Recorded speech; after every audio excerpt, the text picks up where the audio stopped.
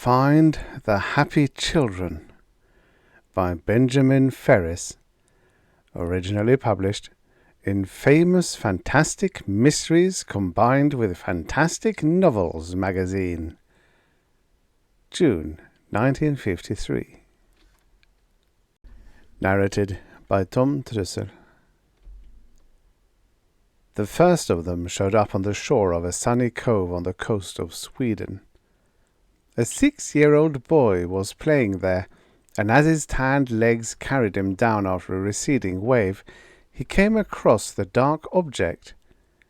Glistening on the damp sand, it was about a foot square, perfectly smooth and solid black. The boy stared. He dropped to his knees. His restless little fingers reached out, then drew slowly back. He smiled. Dreamily, he began to rock back and forth. An hour later, his mother, her calls unanswered, came down to the cove. Puzzled and alarmed, she hurried to her son. He heeded neither her voice nor the touch of her hand. The mother's distracted eyes went to the featureless block which apparently had hypnotized him. The alarm faded from her face. She sighed and sank to the sand. A radiant smile broke over her face, and she forgot all about her son. The Lengua Indian called out as he approached his village in the Chaco. There was no response. He shifted the carcass of the swamp deer to his other naked shoulder and called again. The deep tones died away into silence. Where was the tribe? Was there not even a young one to rush out and exclaim at his skill in the hunt? Then he saw them. Men, women, and children. They sat on the bare ground, completely attentive to something he could not see. He called again, anxiety making his deep voice rough. There was no sign that they had heard. The Lengua let the deer slide to the ground. Cautiously, primitive instincts pumping him full of alarm, he approached the group. He felt something alien, something wrong. But his people looked as relaxed and happy as though they'd had a chicha party. He stepped closer. He looked over their heads. At the sight of the odd black shape on the ground, fear drained from his face. He sank to his haunches with the others. His dark features softened, and he smiled. Walter Swanson lived on the bluff above Madre del Mar's famous beach. His front windows made a perfect frame for the blue of the Pacific Ocean. As he sat talking over the telephone, his gaze roved idly over the view. In the middle of a sentence he broke off. He was silent so long the receiver made irritated sounds. Something washed up on the beach, he explained. Everybody's running over to look. There was another long silence. Well? I don't know, Swanson said. They're acting kind of funny. Look, I'm busy. Call me back when you've got your mind on business again. Okay, and Swanson dropped the receiver. The man on the other end of the connection hung up with a bang. Then, muttering, he turned to other business. About 2 hours later, a friend from a nearby office looked in on him. Henry, want to come down to the beach with me? The man looked at him blankly. Haven't you heard? Some kind of little black boxes are coming in on the tide. Then Henry remembered that Walter Swanson had never called him back. Uneasiness twitched at him. He reached for his hat. Edward Evans worked in the Western States office of the World Combine News Syndicate. He learned of the strange objects from a transcript of a news broadcast from the Madre del Mar radio station, which he had picked up from Jean Waltham's desk while waiting for her to finish a telephone call. Jean stopped talking and smiled up at him. She was a brown-haired, bright-eyed girl who ran a column of oddities in the news, which was why this particular transcript had been routed to her. Ed didn't smile back. "Okay," Jean said. "Be a sourpuss. I think that item's fresh and heartwarming. Half of the town chucking everything and trooping down to the beach just to satisfy their curiosity." "I don't like it, somehow." He chewed his lip. "These things been reported from anywhere else?" Jean shook her head. "Description?" The girl shrugged her shoulders, a gesture that deserved a lot more attention than Ed gave it. "Tell you later, after I call Madre del Mar." A boy touched Ed's elbow. "Rewrite once, you." Jean's eyes lingered on his tall figure as he walked off. One of the Combine's top roving correspondents, he had worked on features all over the world. Jean liked to explain that her interest was purely professional, but she knew better. Ed was back at his own desk when Jean came up and handed over another radio transcript. "I couldn't raise anyone when I called. Then this came along." That the Madre del Mar announcer had been excited was apparent even through the impersonal typed copy. "Folks, all I can say is, nothing like this has ever hit our city before. Anyone who can walk, and I mean that literally, is down at the beach. Streets are deserted. Stores and schools are empty.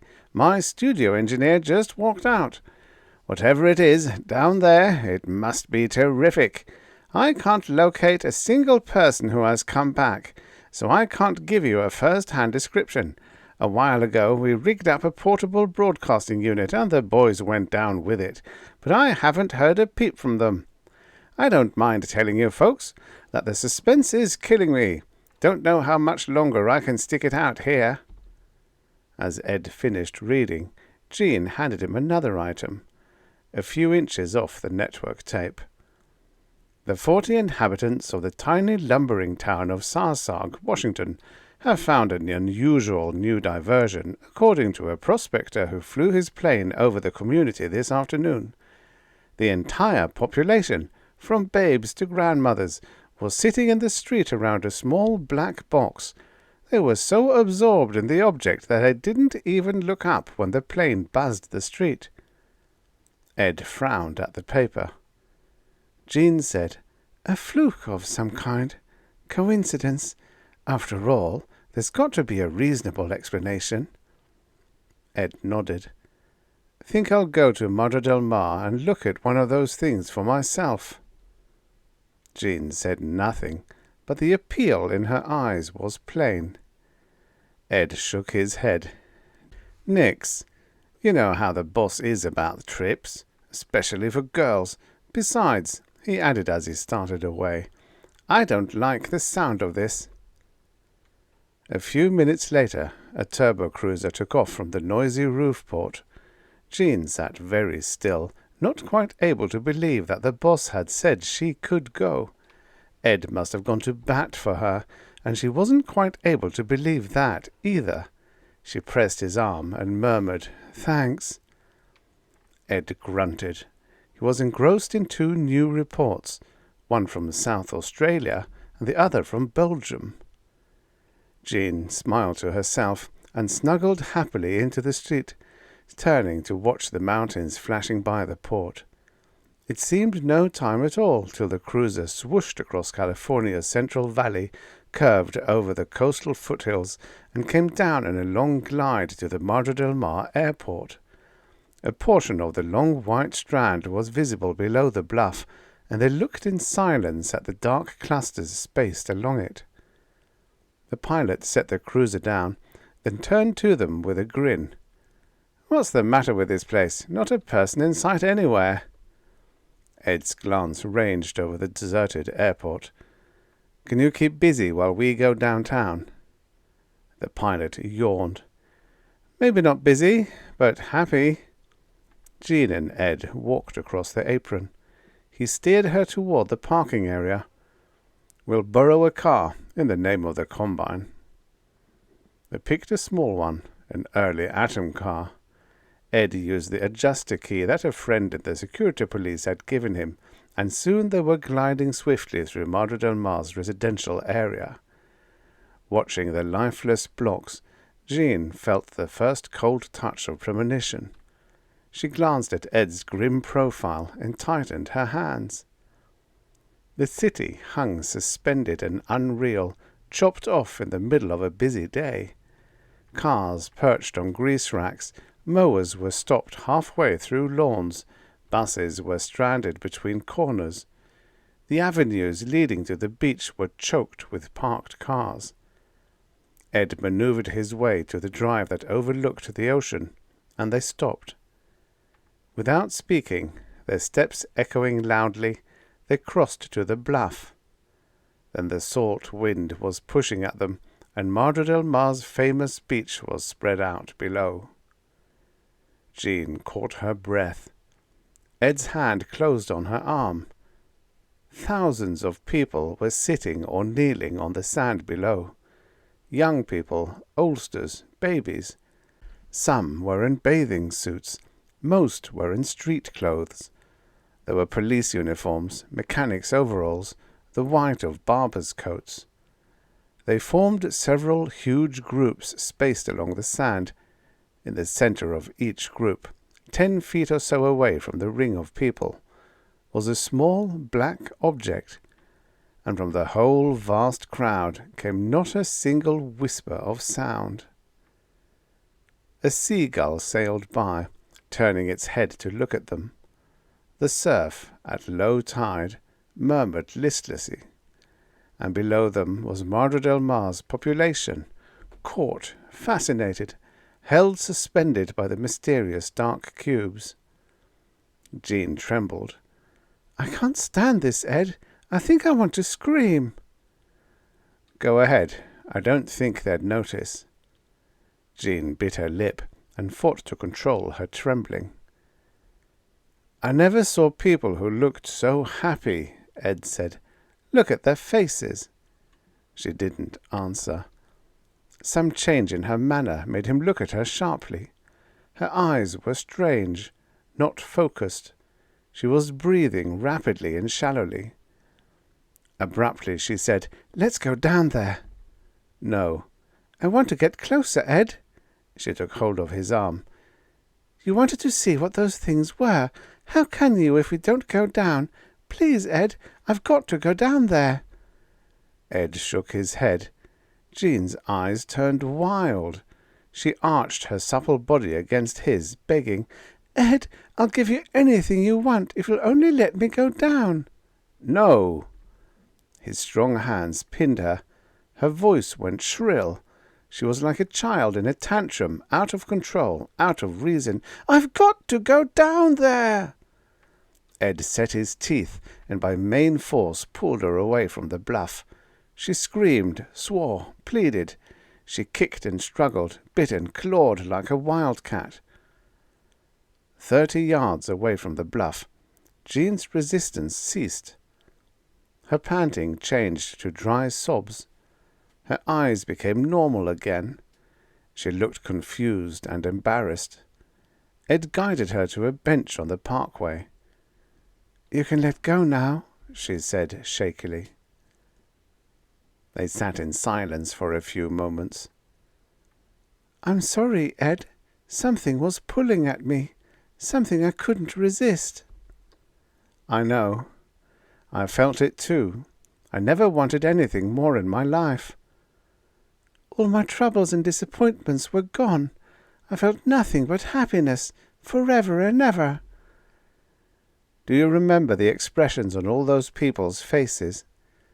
"But how can it be?" Jean cried distractedly. "I don't know, but they've been down there for hours. They haven't moved. They haven't spoken. They're caught." Jean looked out over the blue of the sea. "But how," she repeated numbly, "could the little black boxes do it?" Ed shrugged. "Right now, we've got bigger worries. How long will they keep their hold? What if those people sit there without food or water for a week?" Jean put her face in her hands. "Ed, I simply can't believe this thing." "Let's get moving. We've got to call the boss and the security police." Their car moved swiftly through the eerie silence once they had threaded their way out of the jam near the bluff.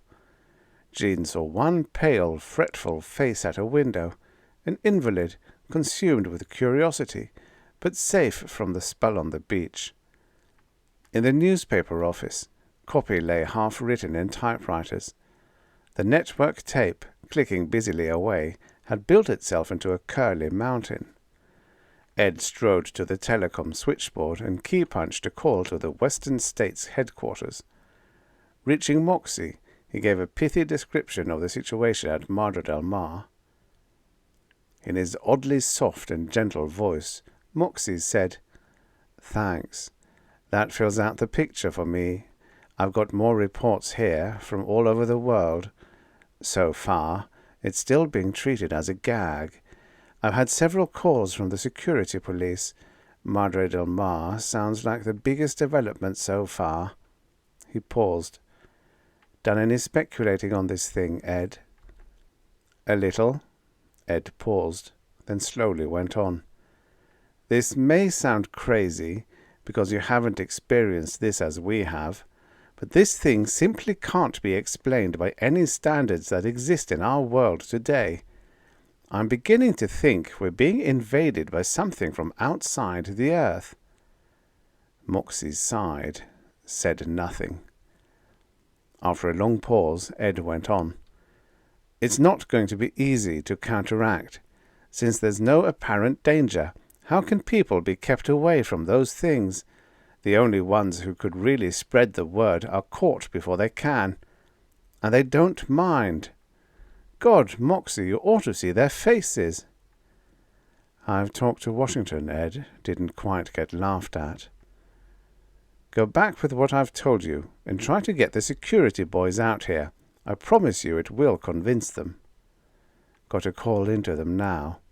Some of the network boys tried a remote-control telecast of one of those black things on the East Coast. It didn't work. The thing wouldn't register visually. Maybe it was just as well. Might have hypnotized people right in their homes. "We'll be watching for the security men, Moxie. Meantime, Jean and I will see what else we can learn. Keep your chin up." Ed nodded and switched off the connection. "Surely," Jean said, "the scientists can analyze these things." "Maybe. But how would you get a scientist close enough without his forgetting what he came to do?" "But nothing's ever been invented that can't be broken down." "Jean, didn't you hear what I said to Moxie? I don't think men invented these things." Ed put his arm around her shoulders. "We have to face it." Jean shook her head unwillingly. Then suddenly they were in each other's arms, in a way that had nothing to do with sex at all, but was a yearning, desperate hunger to cling to another warm and familiar human being. The security jet showed up in an incredibly short time, its humped and gleaming blackness streaking through the late afternoon sky. Throbbing, it circled Madre del Mar, then slowed to hover over the downtown section. The pilot selected a broad street and lowered the heavy craft gently to the pavement. Ed and Jean met the crew as they emerged. The leader wore 4 gold stripes on his shoulder. His tanned face quirked in a brief smile. "Hello, Harbison," Ed said. "This is Jean Waltham of the Combine staff." Harbison nodded a greeting. "I heard a tape of your report to Moxie, and we have a view of the beach coming in. Now we want a closer look." The crew had wheeled a skimmer from a large cargo hold. Its broad rotor blades began to whisper. "You taking it up?" Ed asked. Harbison shook his head. "Wish I could, but one of the penalties of command is staying behind to direct. I'm sending 3 men wearing impervium suits with an electronically operated grapple. While they're snagging one of those blocks, we'll set up an observation post on the bluff and erect a shielded room where we can observe without contact." "What developed about warning people in other places?" "In the works. We've got our emergency information boys on it, and our Washington office is starting the job of convincing the government that a hell of an emergency exists." A command car had followed the skimmer onto the pavement. It was already loaded with equipment, and a half-dozen competent-looking young specialists were waiting to take off. "Coming?" Harbison asked. Ed glanced at Jean. She shook her head. "I don't want to go close like that again. I'll stay back here." Ed hesitated. Her sincerity was obvious, but they were dealing with something that took small notice of human willpower. "Then do you mind if we put a personnel detector on you? If you run into trouble, we'll know it in time to help you." Jean gave him a wan smile. "Whatever you want to do is all right. I just don't want to get close again." Harbison nodded, and they set up the beam. Ed watched the black dot on the viewing screen become smaller as the command car glided swiftly toward the bluff. Several times, abandoned vehicles blocked their way. The driver brushed them aside with a huge front bumper or swerved to travel over sidewalks and lawns. When they reached the bluff, they saw the skimmer over the beach, rotors flashing in the sunlight as it drifted downward. 50 feet above the largest cluster of people, it halted. Not a head turned upward. The figures in the skimmer moved around the low-hung cockpit. Then the craft descended, hesitating only about 15 feet above the sand. Below it, the citizens of Madre del Mar sat motionless and oblivious. "Too close," Ed said sharply. "Harbison, get them back up." But even as Harbison pressed the button on his speaker, the skimmer dropped farther.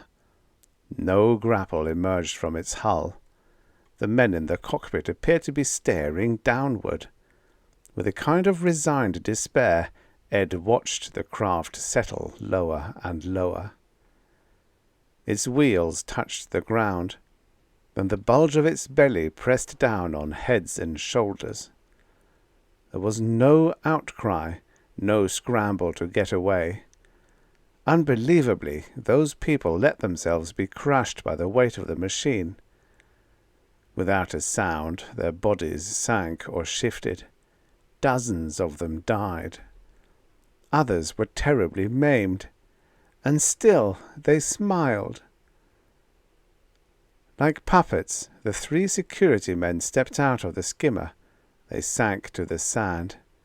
They sat there, absorbed. A harsh sound came from Harbison's throat. There was sweat standing on his brow. "Evans, do you feel anything strange? Something pulling at you?"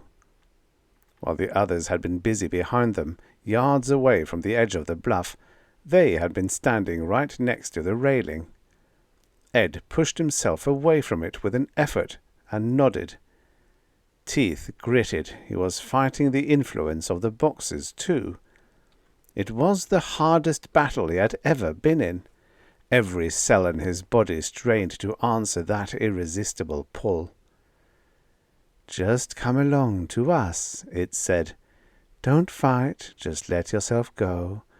Drift gently here, and we'll take care of everything. You don't have to struggle ever again. We have the answer for every problem, the balm for every hurt." It was a warm, tingling promise of utter comfort, utter happiness, that washed away all frustration, all conflict, all worry. The little boy on the coast of Sweden didn't have to stop his wonderful sand games when his mother called.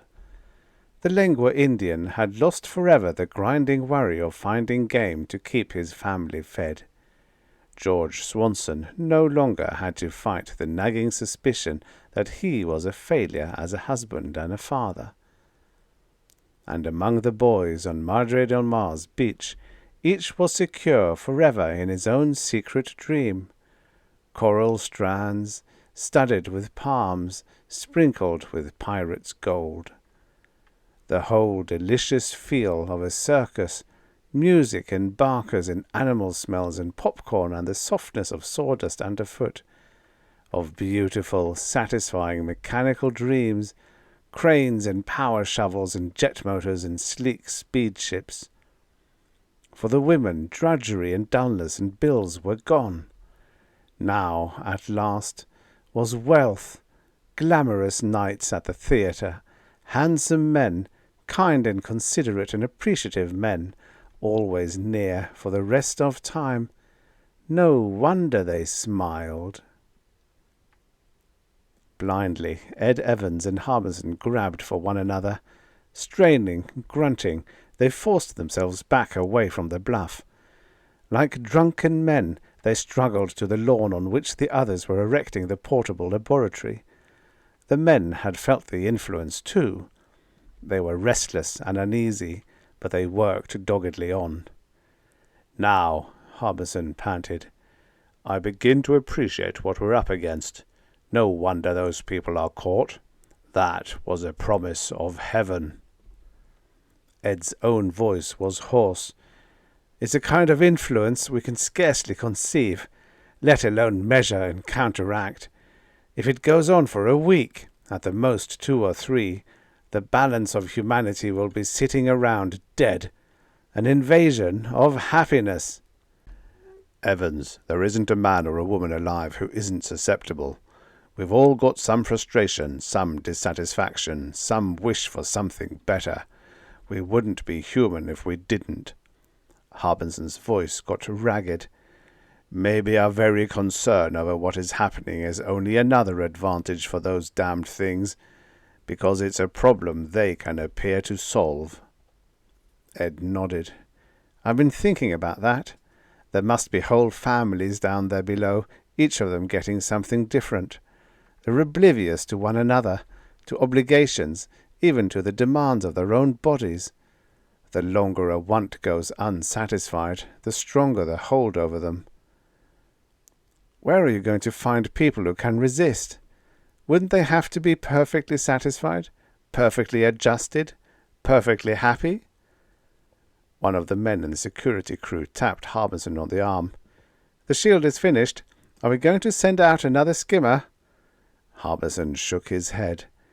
Brooding, he preceded Ed to the grey metal structure. Inside, the others were grouped around a lens set up at one of the ports. They looked at the chief, faces alive with unspoken questions. Harbison said, "You saw what happened to the boys in the skimmer. Don't go close to the bluff. Those things have got some kind of power we don't understand." They nodded. Even from the position away from the bluff, they had felt it. Harbison stepped to the lens and took a long look. Then he shook his head and moved away without comment. Ed bent to the eyepiece. Even at that distance, through the cold, impersonal glass, the pull jumped at him again, warm, throbbing, compelling. The dark object seemed about a foot square, looking as if made of some tough plastic. It was slightly rounded at the edges. It was completely motionless, yet it had an unmistakable aura of life, a sheen, an invisible pulsing force. Nothing could have looked less deadly, yet it loomed as a greater menace to the population of Earth than any warship or gun. With an effort, Ed pulled his eyes away. He saw that Harbison and his crew were adjusting a squat, ugly gun. "Don't like to do this," the chief said. "It'll be rough on some of those people, but maybe it'll save the others." They cranked the snout through the open port, training it on the second large group some way down the beach. It was a tense moment before the atom gun grunted. Savage, naked power brushed the men in the structure. There was a slamming sound on the beach. A path of roiling cloud and sand cut across the densely packed people. When the breeze pushed the cloud away, the watching men saw that the dark block was undamaged. Poised in the air above a crater in the sand, it was in the same position it had occupied before the shot. The people who were left, some of them half buried in sand, gazed at it, enraptured, as though nothing had happened. Harshly, Harbison said, "That was a direct hit with the most powerful weapon we possess." Jean wandered through the deserted streets, gripped by an awful loneliness. Never before had she known what it was to miss so achingly the sounds of a normal city. She found herself wanting to shout, to break a window, to do anything to break that suffocating blanket of silence. She even tried to find the building where she had seen the invalid. On and on she walked, her lips set and her hands clenched. The sound of the atom gun startled her badly, till she had guessed what it was. She wanted then to turn back toward the bluff, but she still didn't trust herself to. She couldn't forget how completely her self-control had been wiped away, and aside from the chilling fear it brought, she didn't want Ed to see her like that again. When her wandering took her past the newspaper office, Jean decided to go in and see what the network tape was saying. The lonesome tap of her heels speeded up. Then she heard another sound. She stopped dead. Her heart began a frantic racing. Slowly, fearfully, she turned her head, and saw a little dark-haired girl smiling at her from a cross street a few yards away. The child was about 5 years old, with a cerise ribbon in her hair that matched her socks. "Hi," the girl called. She smiled again delightedly. Then she began to run toward Jean. There was a sudden blur on the pavement between them. Out of it materialized a shape Jean had one sick moment to recognize. A black cube, smooth and featureless, but somehow alive and radiant. Then the warm current reached her, enveloped her, wiped the shock from her face and the tension from her body. Gently the black box called. She sank to the pavement with an expression of ineffable happiness. She understood it all now. There was no danger, nothing to fear. The black cubes were not here to hurt people, but to help them. They were only trying to erase all the sorrow and trouble in the world, and she and Ed could finally come together, as she had dreamed so often, and stay together till the end of time. In the workshop on the bluff, the black dot that was Jean's detector shape vanished from the screen. No one noticed. Harbison was over at the command car, talking on a special circuit directly to security headquarters in Washington.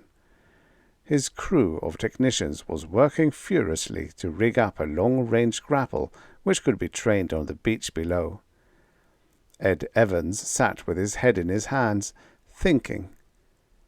Harbison came back to the post. "We've finally woke the government up.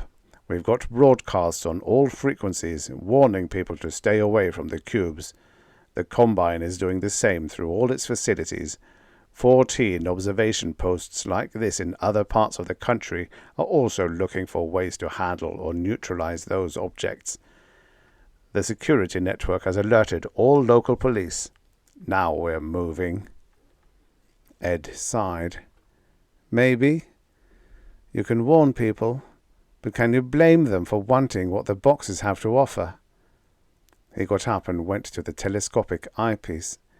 He brooded at the black cube that held so many of Marjorie Del Mar's people in a deadly embrace. Jean came to with a jerk. For a moment she was completely at a loss. What was she doing, sitting here in the street, heedless of the way her skirt had hiked up over her thighs?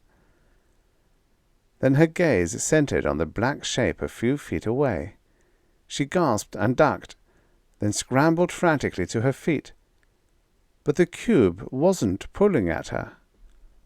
It wasn't pulling at her! She gave a startled cry as something touched her sleeve. She turned to see the little girl smiling at her. "Please, won't you talk to me? Tell me why everybody is so funny." Jean almost sobbed with relief. "Of course, dear." She pressed the child's freshness against her, rubbed her cheek hungrily against the friendly, normal, curly little head. "What's that?" Jean's glance followed the chubby finger to the cube. It looked different somehow. Its glow, its lifelike aura were gone. Could it be dead? When Jean didn't answer her, the girl stepped forward. "This, I mean." "Don't!" Jean cried in horror. "Don't touch it!" The child turned, gave a little shrug. "Okay." She came back and took Jean's hand. "I'm Susan. What's your name?" "My name is Jean. Would you like to come with me to find somebody I know? I'll bring you back." "Sure." The child smiled brightly up at her, and they walked away from the lifeless box. After a few yards, the girl began to skip. Jean, thinking of the strange behavior of the dark block they were leaving behind, of the wonder that it could be left behind, scarcely felt the tugs on her arm. Ed's restless pacing finally brought his attention to the personnel detector screen. His face went white. He flipped the controls on and off. The detector was working all right, but the dot that represented Jean was gone. At his startled shout, Harbison hurried over. "Not possible," he said. "She couldn't have gone out of range without the alarm sounding. Anyway, she hasn't had time to get that far." His long fingers poked among the wires and relays.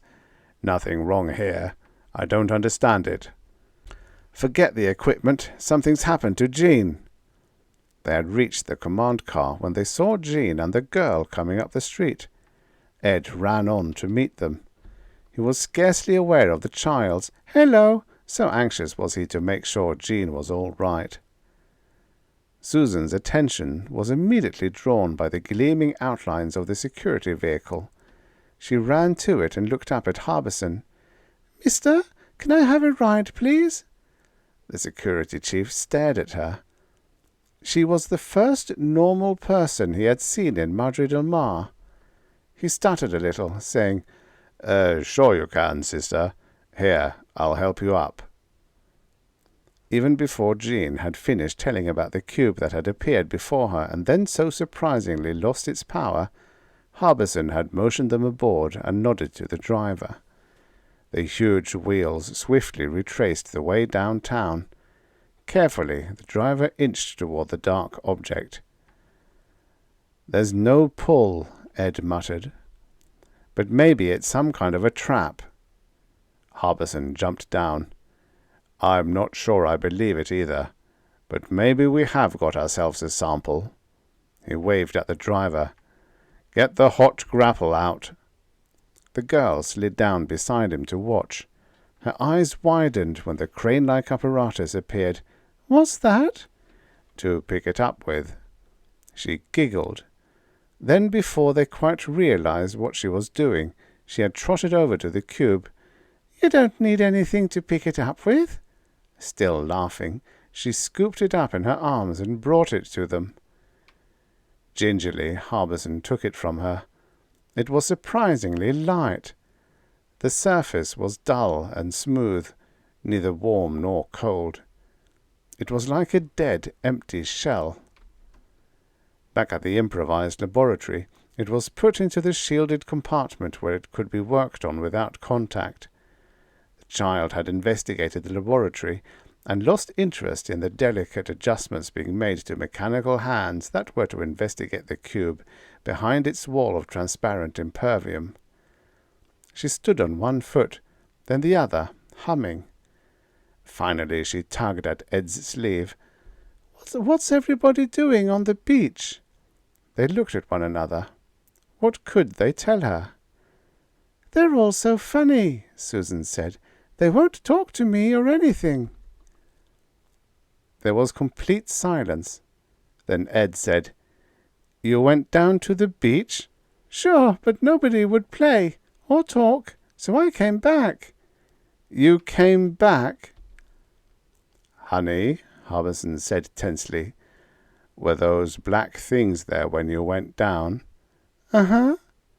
Harbison looked at Ed, then back at the girl. "Would you go back down there again, for us?" "No, you can't." "Please, Jean," Ed said, keeping his eyes on the child. "Susan, would you go down again and get one of those black boxes and bring it up to us?" The girl looked at him, then gave a little shrug. Grown-ups were unpredictable, the gesture said, but if they wanted it, she was agreeable.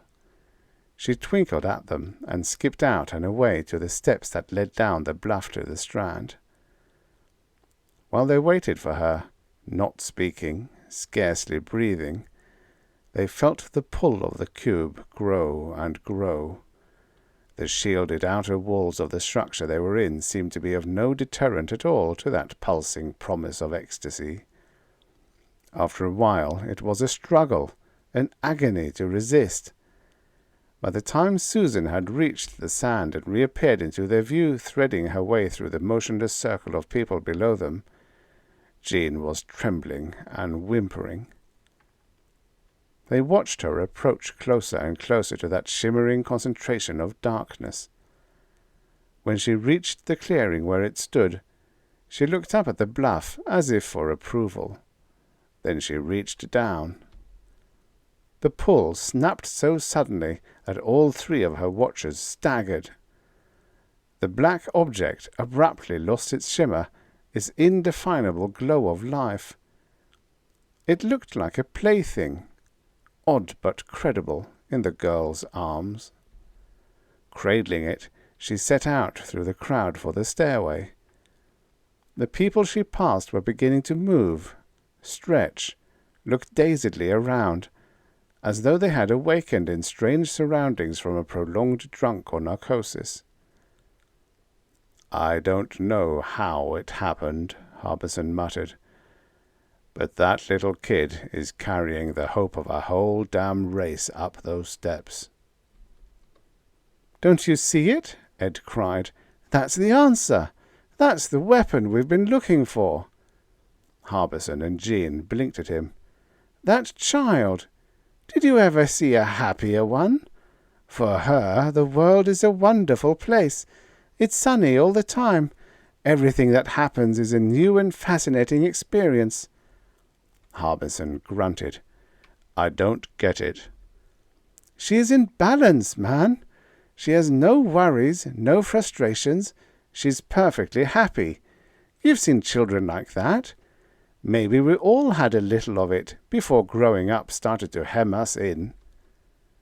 Breathlessly, Jean said, "You mean because they're so happy, there's nothing the cubes can offer that will attract them?"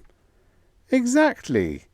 Children like Susan don't need reassurance and hope and help, at least not very often. And when they're like that, they somehow neutralize the cubes." There was a shout from the laboratory. "We've got it open," one of the technicians cried. They ran from the observation post to the portable laboratory, and the men stood aside silently to let them approach the viewing pane. Using a saw like a scalpel, the mechanical hands had split the ebony cube in half. The sections lay like the open rind of a fruit, and they revealed... "A brain," Ed Evans breathed. "Look, there are nerve ganglia, and that bulge looks like a lobe." A faint cloudiness lay over the dissected cube. "A gas," one of the technicians said. "So far, it tests a little like sulfur dioxide. Funny, this one wasn't hard to cut at all. It's hard to believe after seeing a direct hit on that other." "Alive," Ed said. "It's impregnable. Maybe it can shield itself with some force, just like it can reach out to people's minds." "All these maybes," Harbison said, "I'll leave to the scientists. I'm going to the car to tell headquarters we have a sample for them." "I'm going with you," Ed said. "Now that we have some hope, we'll get the weight of the combine behind it." Below on the beach, the murmur grew to a shouting as 1,000 people milled and wondered and picked up the threads of their lives again. Other groups, spaced down the beach, were still immobile, still transfixed. But now there was a way. The word might not get to people everywhere in time. There wouldn't be many children who could qualify, for childhood is so often grey with restriction and disappointment. But here and there a sunny little soul like Susan's bloomed, enough, perhaps, to stop the invasion in time. Susan came marching up to Jean with a lifeless cube in her arms. One of the technicians took it from her. "All the people woke up," she cried delightedly. Jean crushed the small body in her arms. "Yes, darling, and if you want to, you can help us wake up the others too." All over Earth the word went out, pumping through the wavelengths, from man to man. Find the happy children. Find the ones to whom paradise can mean no more than what they have. Find them and teach them the game of picking up black boxes. Find the happy children, for they are the hope of the world. The end. Subscribe for your daily stories of futures past. Revisit the futures that never happened. Every day.